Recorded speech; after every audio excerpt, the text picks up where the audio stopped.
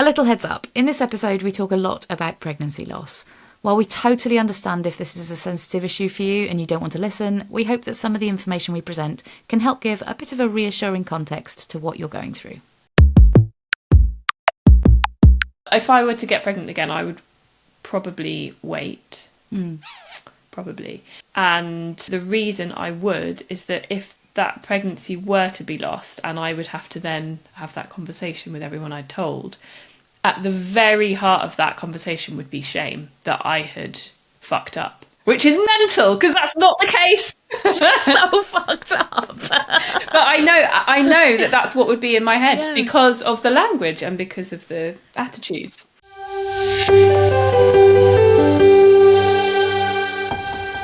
You're listening to the Science Baby podcast with me, Kim. And me, Leila. We're two nerdy mums who've researched the crap out of parenthood. Seriously, you do not want to see our Google search histories. Each episode we talk about the science behind pregnancy, birth and everything that comes after.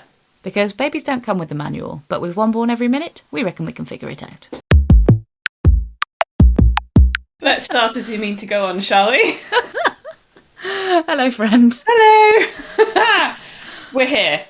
We've made it. Wow, that was a journey. Well, I'll start by telling you why I am late to this session, and it's because I got a, Leila, could I have your help with some tweezers, please?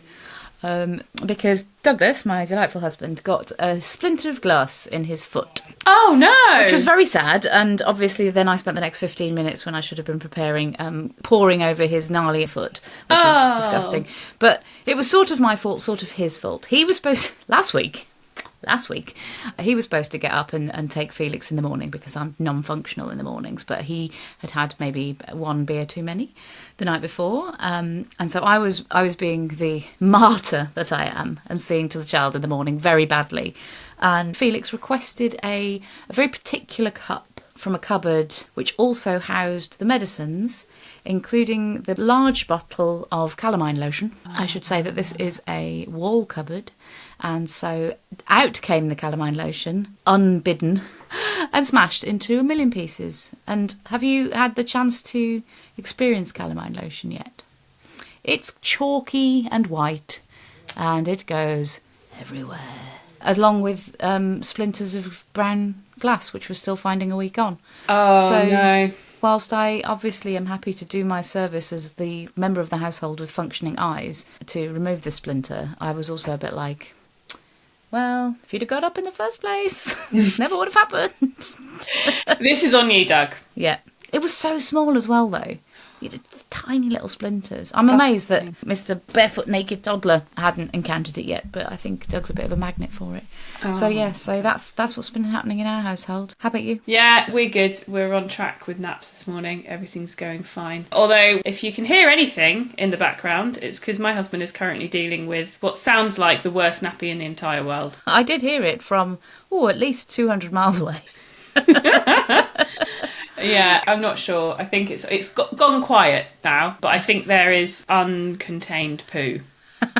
Currently, there is a current active uncontained poo situation. So I'm staying well out of that. Podcasting. We're podcasting. Can't possibly help. Soz. Good luck. Bye.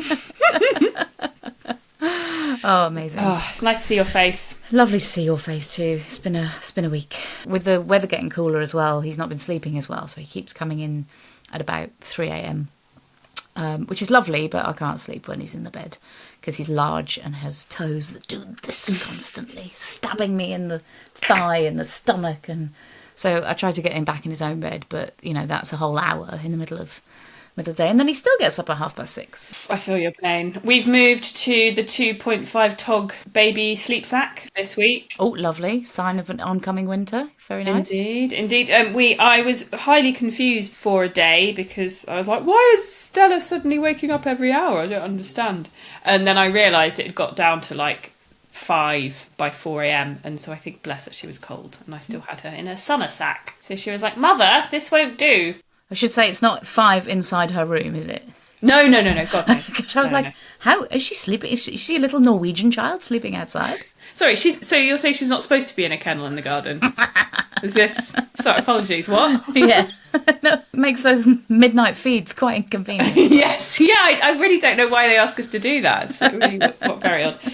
No, the child is safely in her next to me crib in the house, which is insulated and has a roof. However, it is 5 degrees outside. 5 degrees outside. It's very cold. Winter's drawing in. It's nearly spooky season. It's nearly festive season. It's all very exciting. We're holding out as long as possible before we mention the C word, because we had to dissuade him from singing Jingle Bells for about 6 months after last Christmas. Oof. And like trying to tell a child that a song is only for a particular season, it's very difficult for them to grasp. Yeah. And ultimately very unfair, because who's to tell him that it can't be Christmas in July? Indeed. Me, because I don't want it. Yes, right. Yes, good point, well made. So if we've got our timings right, this episode should be coming out in Baby Loss Awareness Week, which is a week every year that's intended to draw attention to the fact that, tragically, very sadly, women lose pregnancies and they lose babies, and it is very sad. And I think awareness needs to be made of it because it's not talked about. It's a taboo subject. And so we're going to do our part this week and talk about it. As we said at the beginning, it is something that can be quite difficult for people to talk about or people to hear content about. But as somebody who's been through it and been through every stage of dealing with those feelings, I think it does help to talk about it. It is cathartic to talk about it and to know that you're actually by no means alone by doing it. Tell me about your experience to pregnancy and any issues or scares you might have had along the way. So my journey thus far is that, to my knowledge, I haven't lost a pregnancy yet. As we will learn, it's extremely common to do so potentially before you even know that you're pregnant. So I may well have had a very early loss multiple times. And I was lucky that to my knowledge, first pregnancy was a very healthy one. With that pregnancy, we had, a couple of quite late, just checking everything's all right. We had one instance of reduced movement that we went and got checked immediately and were told everything was fine. And then just a few growth scans, where the midwife was a little bit concerned that the growth wasn't quite on trend, which is, very common experience because there's not a perfect way of measuring the growth of your baby if you're just doing it by measuring stuff. So they tend to send you just to get checked if they're any concerned, and that happened to us a few times. How did you feel when those concerns were raised? How did that make you feel when things got flagged? So I have two answers to that. First answer is I never felt that scared, and I was quite aware from the very beginning that I had the privileged position of never experiencing a traumatic baby loss. And so I have never had that spectre of fear over my shoulder with a pregnancy that I know, from friends that have gone through this is there, when you know how that feels. I was very much more of we're just going to go and make sure everything's okay. And then if it's not, we'll deal with it, but I'm not going to worry about that until that's a reality for us.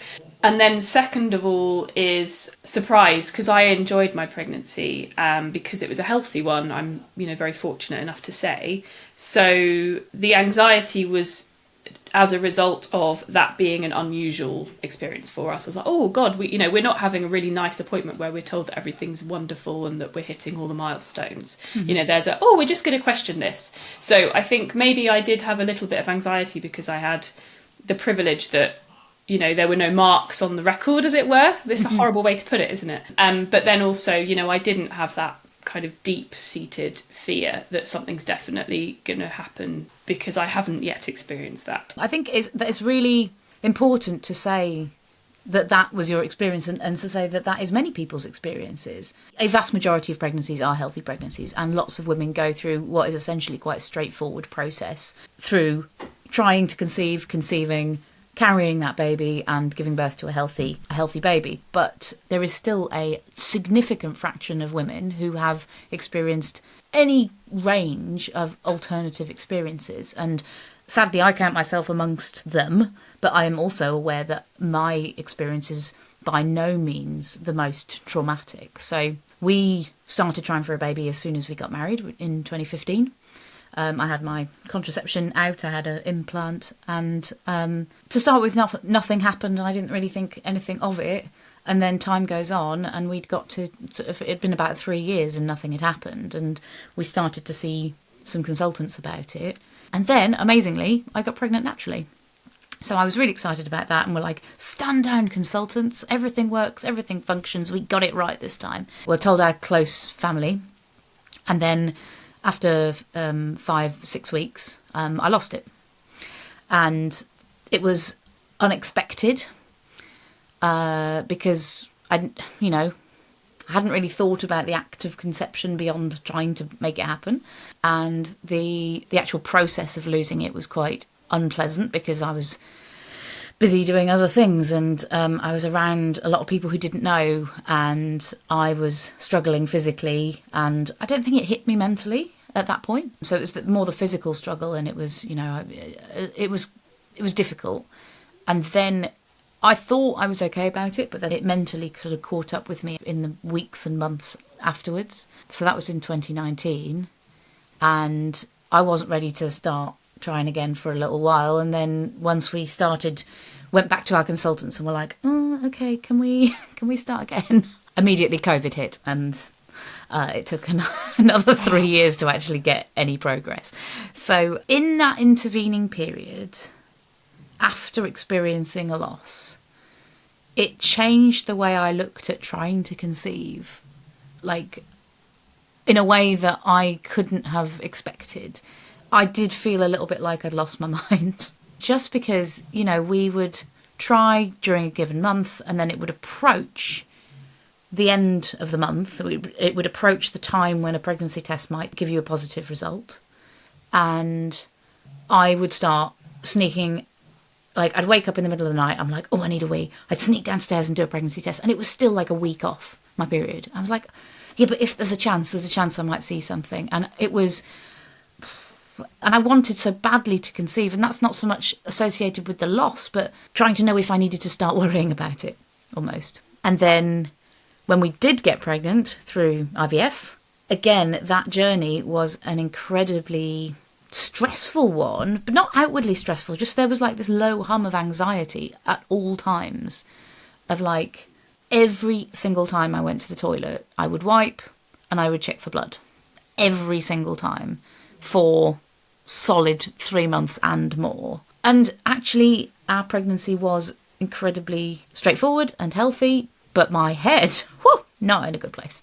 Not in a good place at all. And all of that stemmed from essentially that one event. And I often think about how differently I would have felt if I'd have accepted from the beginning, or if it had been part of the sort of general cultural awareness that this is something that is very likely to happen. It's a 1 in 4 chance. On average, 1 in 4 pregnancies ends in loss. So if I'd have known that it was totally normal, I mean, it's not a common thing to happen, but a totally normal thing to happen, I often wonder whether my head would have been in a better place. I'm surprised at how much it affected my journey to motherhood, and I'm very grateful to be out of that zone now, but I do feel like it changes you as a mother, because if you have tried and lost, your baby is this miracle, and in a sense they carry the souls of all of the losses that you've had in the past.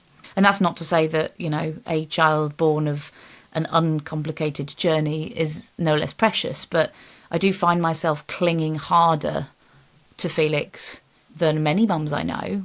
And one of the reasons, I think, is because it was such a journey to get there. And that was in part the loss, in part the fertility journey, but I think it all becomes kind of tangled up. Yeah, and I've heard from all of my friends that have experienced this and spoken to me about it, the injustice of the experience of this miracle child being safely born no longer is just joy. There's always a heartbreak that comes with it, and not just the worry and the anxiety, but the bittersweetness of the fact that this amazing baby is here and you love them so much, but the fact that he or she is here is testament to the fact that the other baby or babies aren't here. Mm-hmm. And you've got that whole maelstrom in your head during this time that should just be perfect joy and just about this baby. And that, to me, is a real tragedy, but seems to be an unavoidable part of that experience. Yeah. And because it's such a normal thing to happen, it's something that is affecting a lot of women. And because culturally it's not something we talk about, I don't think that feeling is acknowledged, which is when it becomes a problem, I suppose, because we feel like we have to hide it. We feel like we can't express any negative emotion about our perfect child. But it's not a negative emotion. It's just part of the, like you say, the maelstrom of motherhood. Obviously, having experienced it, as I experience everything in life, I immediately turned to Google to find out all of the possible things that it could have been or might have been, or all the very many ways it was your fault, I presume, what your brain was. Yes, exactly, yes. But also to sort of grapple for a little bit of context of like, well, am I being unreasonable by refusing to get up and being as miserable as I am? And I don't think I was, essentially. So when you look at the statistics, and these are just numbers of recorded pregnancy losses all around the world in lots of different cultures, it's fairly consistent. The overall average is about 1 in 4 pregnancies end in loss. So that's to say that if a single woman got pregnant 4 times, one of them wouldn't make it. And that's crazy when you think about how many large families there are. When you next look at a mother battling herself through Aldi's middle aisle with 6 children in tow, think not only of the battle she's having with those 6 children, but the battle internally of the ones statistically that she has lost. But statistics doesn't work like that, because she could have had no problem. But then there are other women who have loss after loss after loss after loss after loss. I've got a friend who just, her fertility journey was grueling, and she just couldn't stay pregnant. She could get pregnant, but she couldn't stay pregnant, and that must be so soul destroying. So the statistics sort of iron out to ultimately 1 in every 4 pregnancies. That changes depending how old you are. So younger people tend to have fewer rates of pregnancy loss, and older people tend to have higher rates. I couldn't believe it when I read it, but if you're trying to get pregnant after 40 and up to 45, which is increasingly common these days, the expected rate could be as much as 1 in every 2. So 50% of the pregnancies are ending in loss. Incredibly, 50% of pregnancy losses, half of all studied pregnancy losses, have no identifiable cause whatsoever. And, you know, maybe that'll change with changes in medical science. It's a cruel reality, really, when I think a lot of our listeners, they would share your experience of the first thing being, right, I'm going to research this, I'm going to figure out, I'm going to have an answer, I'm going to contextualise this experience, and I'm going to know exactly what led to it so I can understand it. And unfortunately, this seems to be one of those situations where it's very uncommon to know why, which is not very nice. Not very satisfying. Sorry. Pregnancy loss. Not very satisfying.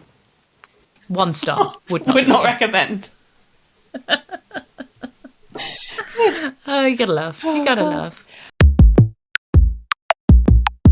A lot of that difference between younger rates and older rates comes down to the main underlying cause of pregnancy loss, which is problems in the genes, essentially the genetics of the baby that you're carrying. So a mother is born with all of the eggs that she is ever going to have in her life. But over time, obviously, as the mother ages, those eggs start to age. And as all of the cells in our bodies are at risk of, there can be genetic mutations in those eggs.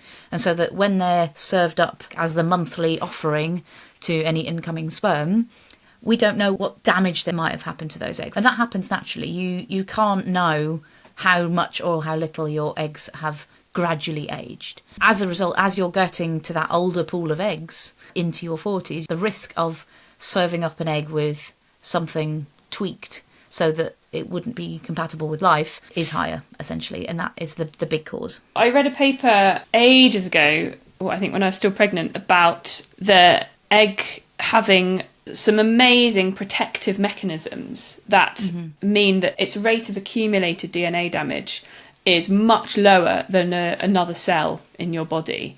And that is presumably a selected feature because, as you say, these eggs have existed in stasis form, in fairness, but these cells have existed since you were born. And so, you know, they're only going to be needed, you know, 20, 30, 40 years down the line. And if you think about other cells in your body, they're constantly being, you know, refreshed as they die off. So these cells need to have some mechanism to protect their genetic integrity, which is really cool and necessary. And then, of course, you know, we have this thing where every month when you ovulate, you know, ovulation is actually the end point of a very complicated process of your ovaries maturing a number of potential eggs. And one is essentially anthropomorphizing, of course, but one is selected, you know, the best one is selected at the end to go off and be the ovulated egg. But there is this whole kind of statistical process where you have like obviously, you know, I'm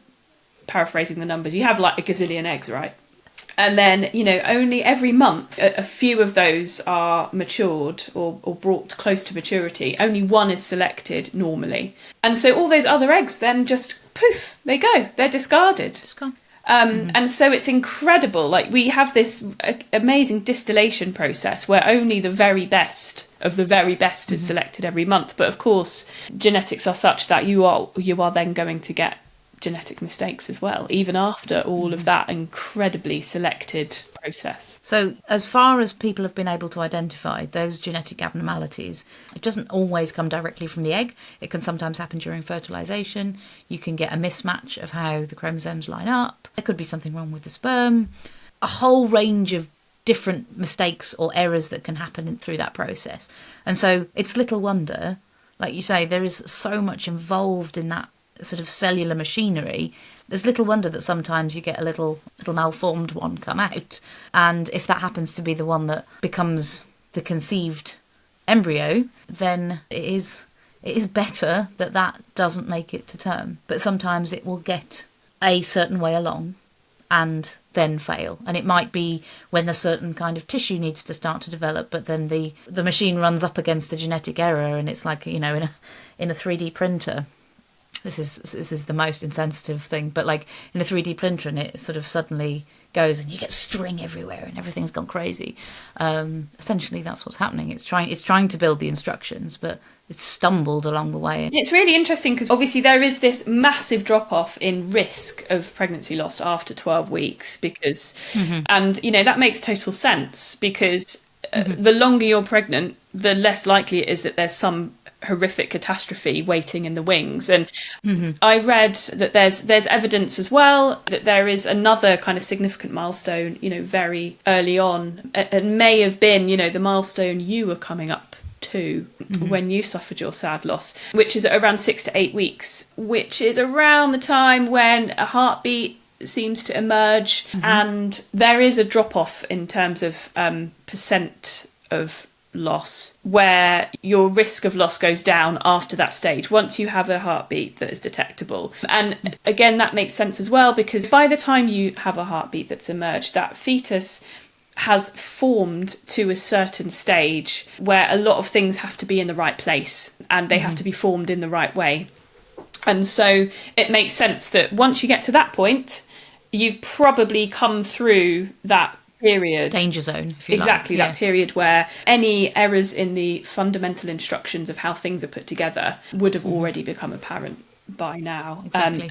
But it's mental because not a lot of women have an appointment where they're going to detect a heartbeat at that stage. You know, usually the first scan is 12 weeks. So you don't know that you're going through this kind of drop in risk, or that you are going through this risky period.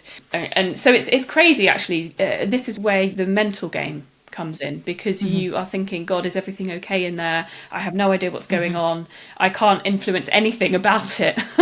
And I think that's the really big take home from all of this. The big take home is, in the vast majority of cases, you know, to vanishingly small degrees, a miscarriage, a pregnancy loss, is not your fault.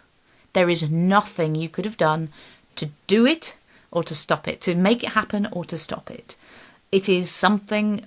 Our bodies are so complicated. They're complicated on a scale that we can see, but even when it comes down to individual organs or individual tissues or even individual cells working, staying alive, staying coordinated, it is a miracle. Life is a miracle of chemistry, essentially. And so to think that there's any one action that we can do that will influence that is a little egotistical. That's not to say that, if we habitually do things which are risky for the rest of our bodies, things like drinking extremely heavily, smoking, taking drugs, exposing ourselves to toxins or very dangerous situations, that isn't going to increase the risk. But even in cases of trauma, this nursery, if you like, inside our bodies for nurturing this new life is protected in such a way that we can do exercise, we can run, we can swim, we can do so much, and it will not even cause a ripple inside your uterus. I know a lot of women are very worried about lifting weights or, rock climbing and things like that, or, they don't want to cycle because they don't want to come off. The level of trauma to, on average, influence what's going on in there is a level of trauma that your main body would not quickly recover from either. Yeah. And as you say, the body is extremely clever, and if there is an issue that means that this baby cannot live, the process of losing that pregnancy is a necessary, horrific process that the body does incredibly well. That says nothing about the mental load that it puts on the family, but it's something that it needs to be doing, and that you can't stop, which I would imagine makes it worse in the moment if you're going through it. I don't know. Once it started happening, we had a scan to confirm that it was going to happen before we left on this fated weekend away. I don't know why we went. Maybe I just didn't expect what was to come and how it would feel, but I felt a level of relief. And that's not always the case, because everybody's experience is different. Everybody's expectations are different. Everybody's situation is different. But essentially, all of our bodies are built to deal with this in a way that is consistent with trying again and carrying on, even though it hurts, even though it messes with our heads. Yeah. The language around the loss of pregnancies has always sat not great with me. So as someone who has experienced this, can you give me a roundup of your feelings around the language? Yeah, absolutely.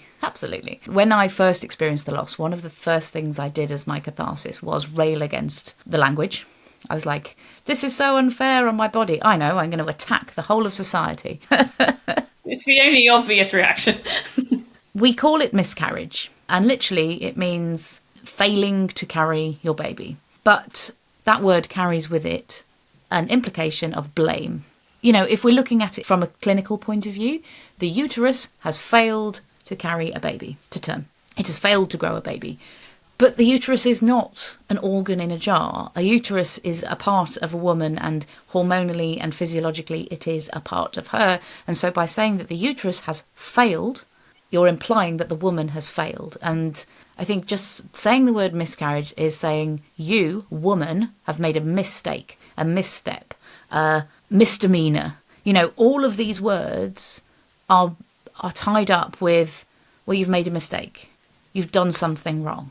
And I hate to say miscarriage, because to me it just screams you've done something wrong, when that couldn't be further from the truth when it comes to losing babies.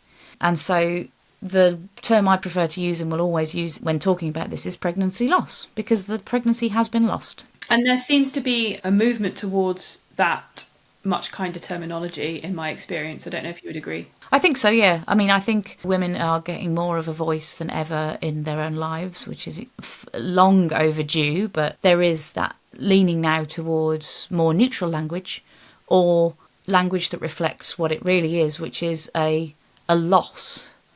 When you lose something, there isn't necessarily the implication that of any fault. There's no blame to be associated with it. It is lost. And so, yeah, I think that's a much safer word to talk about it. And it also carries with it the expectation that it's going to be something to be grieved. Because when we lose something, we're sad that we've lost something. Or maybe we're angry that we've lost something. But a miscarriage, it's like, oh, well, that's gone. It's, it's done. But when you've lost something, there is a little bit more understanding, a little bit more, potentially a bit more goodwill towards the person who's experienced that loss. Oh, I'm so sorry you lost your grandma. And then we know how to react in that situation. We as a society know how to react to the loss of a loved one that we know. And of course, no, these mothers didn't get the chance to get to know their baby.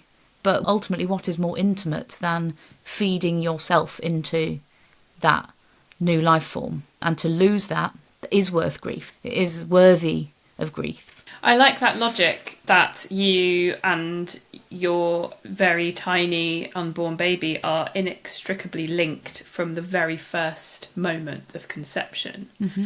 And so you are part of that loss. Absolutely. And a tiny grain of comfort is that if you've carried a baby to 5 weeks, which realistically is only 3 weeks after the act of conception, because obviously we time our pregnancies from the period before the conception.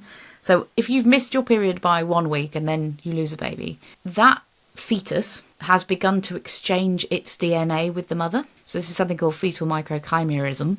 Difficult to get your mouth around. But essentially, you are bonded to that child in a way that the baby's DNA is left inside the mother's body. And that goes for every baby from about 5 weeks. And so even if you lose that child, some of their DNA, some remnant of them is left with you. And so if that is not a testament to the fact that you are two beings intertwined, and losing that part of your being, which is distinct but also a part of you, is not worth a measure of respect and sympathy and empathy, I don't know what is. And the fact that it is a medical event that your body is going through, which says nothing of what's happening to the baby that may be so wanted. That it is very much something that happens to both of you. And then because of that social stigma, I think because unconsciously we feel like there's some blame to be associated with losing a baby, we don't talk about it. And I think this is the biggest tragedy of our modern, probably Western, I don't know what happens in other countries, culture, is that we're encouraged not to tell anybody else about our pregnancies until 12 weeks. That 12 weeks is chosen because it's the rate at which pregnancy loss drops off. But that means that a woman has to weather the most anxiety-ridden 3 months of her life, potentially, especially if it's, a struggle she's been having for a while, alone, and without the support or understanding of maybe her friends, maybe her employers, her colleagues, things like that, because we're encouraged not to talk about it, because, there's a good chance it'll go, so don't waste anyone's time with it. Well, what sort of people are we? What sort of human beings are we if we can't stretch our goodwill to women going through what is essentially a normal part of the journey to childbearing? I just think it's absolutely tragic. And if I were to have more children, I would absolutely not wait until I was 12 weeks pregnant to tell other people about it, because I'd want to know that if anything went wrong, they would understand that it was because I was pregnant and now I'm not anymore.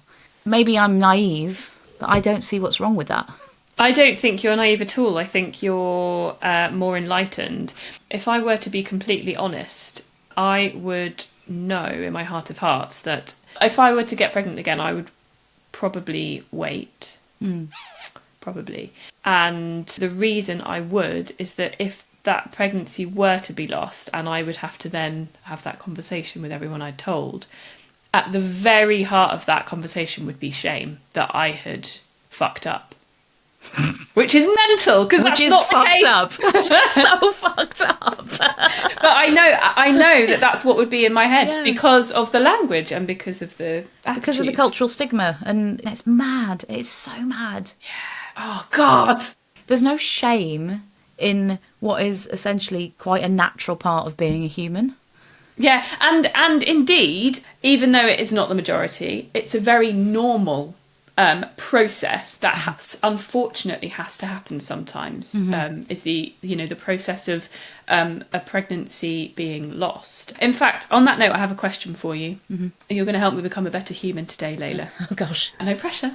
So I applied this to myself and my pregnancy, and I apply this to the general public as well. Is this adage of a lost pregnancy, especially if it's an early pregnancy that was lost due to some fundamental genetic issue that meant that unfortunately the embryo or the fetus couldn't continue developing normally. I have it in my head that, it just wasn't meant to be. Nature is doing what it needs to do. This was never going to be a life. Unfortunately, that the genetics just didn't work this time.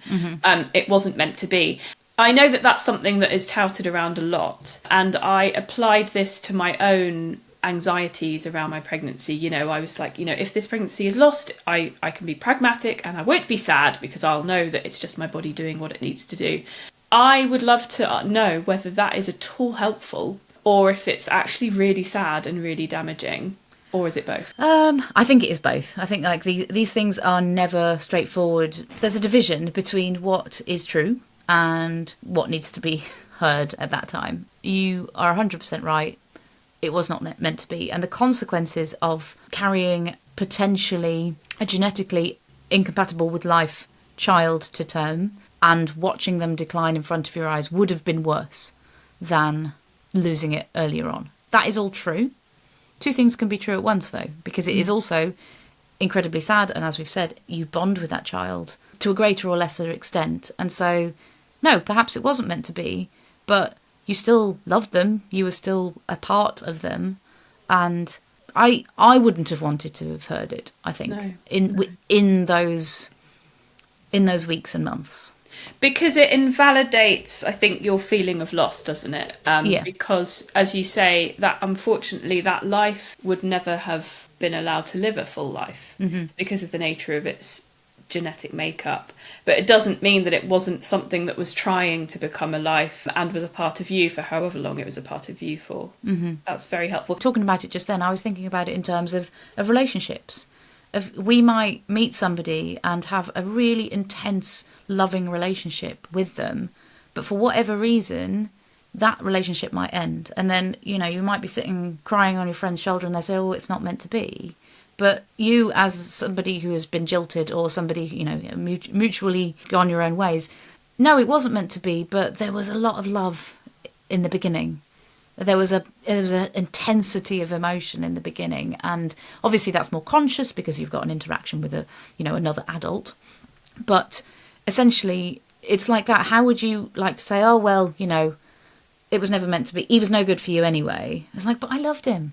Yeah, and in the same way as a relationship that was never meant to be lifelong, it was never a waste of time. You can't just reset from like it never happened in the same way. No. Okay. So I would say, don't say it. I would say, as somebody who has experienced it, that the best way is to acknowledge the loss and the grief and be there for somebody who is potentially grieving and maybe doesn't even know that they are allowed to grieve. So just kindness, meet it with kindness, kind coming from kin, because we are all kin and you can understand what they're going through as somebody who will also experience loss in your life. Which can be applied to probably almost any situation in the world ever. Absolutely. Are you listening, politicians? And is applied less and less these days. We're all trying to be nice, but there's no actual empathy or kindness in dealing with these kinds of things. Do you want to know what I was told when my fertility consultant found out that I'd lost my pregnancy? Oh, I dread to think. She said, well, at least we know your tubes work. Oh, gosh. Oh, yeah, well, there's that other one, isn't it? It's, at least you can get pregnant. And she was thinking about it from a purely practical thing, that they didn't need to test my fallopian tubes. They were like, yep, egg can go. We know egg can go to all the way into uterus. That struck me as very insensitive at the time. Because, yes, it was very true, but it's definitely not what I wanted to hear. This was the same fertility consultant that tapped me on my thigh and said, oh, yes, Harry, you've probably got polycystic ovarian syndrome. Spoiler alert, dear reader, I did not have polycystic ovarian syndrome. I just haven't shaved my legs. What? I know. Who taps a stranger on the thigh and says the word hairy? Incredible. It was Phenomenal. spectacular. Anyway, that's a whole other thing. The dehumanization of fertility treatment. Oh my goodness. Thinking about this as a form of grief, and I think, culturally we are somehow immune to women's grief. And I'm saying that as a woman and one with a tiny little soapbox to stand on. But also, it's something that we are experiencing in our lives. Women in the workplace do not consistently get bereavement support for miscarriages. So I experienced that firsthand. I was working in TV. It was a bit of a difficult situation because TV contracts tend to be freelance and they didn't have the capacity really to give me time off or like help the production to flex or give the time. And so I opted to leave that contract because I couldn't tell them what I needed or how long. So it was my choice, but it was because I didn't feel like there was any inbuilt flexibility to bereavement. With people in more traditional employment, lots of employers have bereavement policies which allow people to have a certain amount of time off. But as I understand it, pregnancy loss isn't consistently included in bereavement policies, which is difficult because it is a major medical issue. For some women lose their pregnancies naturally, some have to undergo very invasive and unpleasant procedures to help it along and make sure nothing goes wrong. And they're expected to go back to work the next day. And I just find that absolutely incredible. And there is a period of grieving that needs to happen. And, I left work to do that. Lots of women don't have that flexibility, that option. There are some companies that are doing it well, some places that are doing it well. New Zealand, for instance, have got it written into law that pregnancy losses count as a bereavement that can be granted I think it's like up to a week's bereavement leave. And then obviously the big companies like to attract people by, giving all of these benefits. So, you see things like Google and Microsoft all saying, yes, we can do that. But on the whole, it's a real patchwork. And that's not something you might scrutinise and you go through the contract for an employer. But it is something that, as a woman of childbearing age, you may be coming up against. Yeah, you don't need it till you need it. And then it's the most important thing in your contract. But I would assume to some extent that bereavement leave for pregnancy loss is an afterthought that's only really coming into the common conversation now, in the same way that other women's issues haven't really been thought about in much detail. Menopause, childbirth, all that business. I wonder if that is part of it. It's only really now being accepted that women may need a few hours off to grieve their unborn child. Funny that. Look, I'm being cynical. Please fact check me on that, guys. But no, I think it's very valid, and the awareness is growing with things like baby loss awareness weeks and events and movements. There are charities that can help to support people and speak up for people. But I think the problem is only 50% of the population is female. Not all of them try to have children. Not all of them have losses. So it is ultimately a minority of people, but it is something that could potentially affect any woman. And I think that needs to be appreciated more. That's it for this week's Science Baby podcast. We know that pregnancy loss can be hard, even years down the line. But don't be afraid to talk about it. You're in good company. As always, we love to hear your stories, so feel free to tell us all. Find us at thesciencebaby.com. See you next time.